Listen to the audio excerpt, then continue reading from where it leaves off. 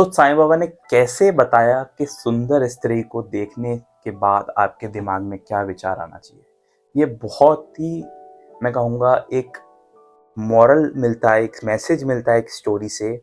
और आज के इस मॉडर्न वर्ल्ड में ये बहुत ही सही है कि अगर आप किसी ब्यूटीफुल लेडी को देखते हैं, सुंदर लड़की को देखते हैं, तो आपके दिमाग में क्या विचार आना चाहिए। और ये बहुत ही ब्यूटीफुल मैसेज है।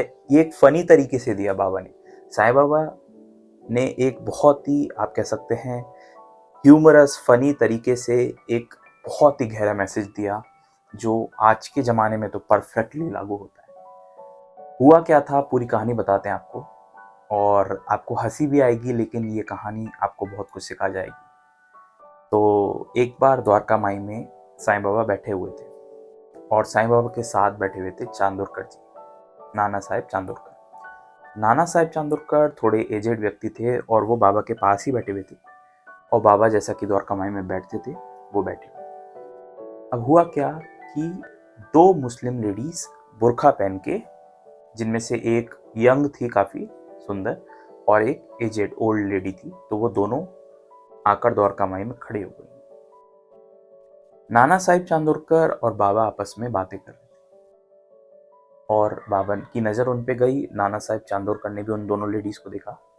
एक्चुअली में वो दोनों लेडीज़ वेट कर रही थी कि कब नाना साहिब चांदोरकर, क्योंकि ऑब्वियसली एक अलग मैन थे वो, दूसरे पुरुष थे, तो वो अपना बुर्खा नहीं हटा सकते थे, तो वो सोच रही थी कि कब नाना साहिब चांदोरकर बाहर जाएं और वो अपना बुर्खा ऊपर करके और बाबा को प्रणाम करें, बाबा का आशीर्वाद लें। अब हुआ ये कि नाना साहिब थोड़ी देर बातें करते रहे, फिर इस बात को वो समझ गए कि ये थोड़ी सी इसमें है, थोड़े असमंजस में है, शर्म में है, तो मैं उठ के बाहर चला जाता हूँ। अब दूसरी तरफ जब बाबा बैठे हुए थे, वो इस बात को जानते थे कि मुझे इस पूरे रचना से, इस पूरे खेल से क्या क्या शिक्षा देनी है और नाना को क्या शिक्षा देनी है। तो जैसे ही नाना खड़े हुए, तो बाबा ने क्या हाथ पकड़ के और नाना को बैठा लिया कि नाना, वो दर्शन कर जाएंगे, तुम बैठो बैठो यहाँ पे।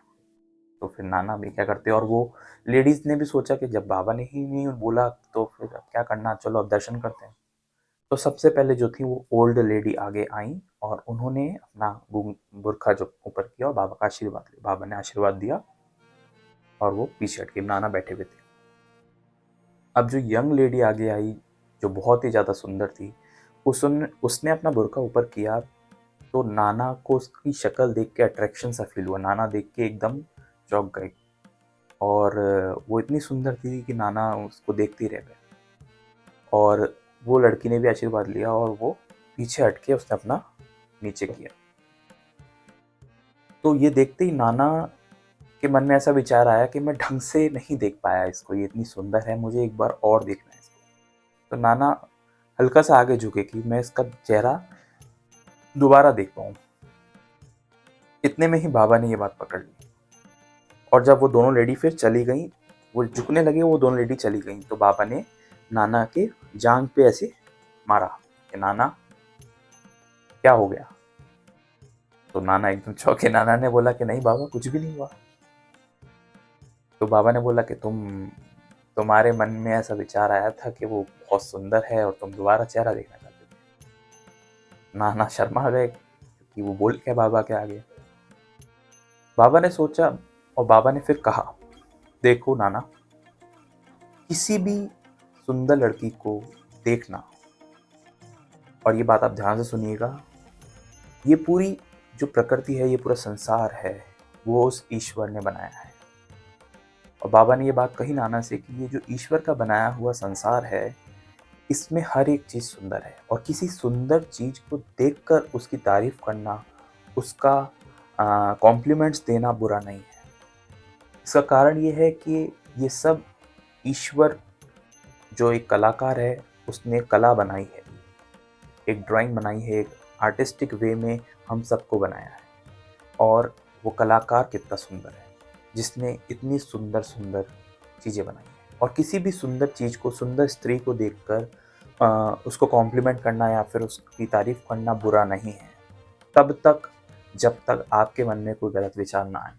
तो ये बाबा ने क्लियर कर दिया कि अगर आप उसको देख रहे हो, उसकी तारीफ कर रहे हो, वो गलत नहीं है। अगर आपके मन में सिर्फ इतना आता है कि वो बहुत सुंदर है और वो कितनी मतलब ईश्वर की कृपा है उसके ऊपर। लेकिन बात वहाँ गड़बड़ हो जाती है जब आपके मन में गलत विचार आता है।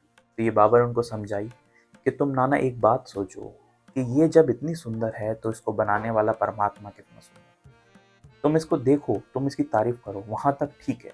लेकिन अगर तुम्हारे मन में कोई गलत विचार आया, मैं देख रहा हूँ और वो विचार ठीक नहीं होगा।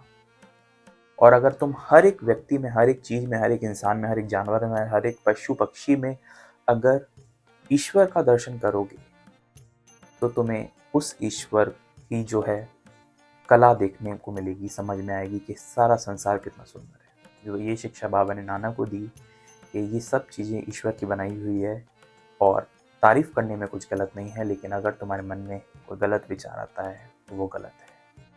तो ये बहुत ही सुंदर शिक्षा, जो एक ब्यूटीफुल मैसेज जो बाबा ने दिया अपनी बात को नाना को समझा के, वो कमाल है।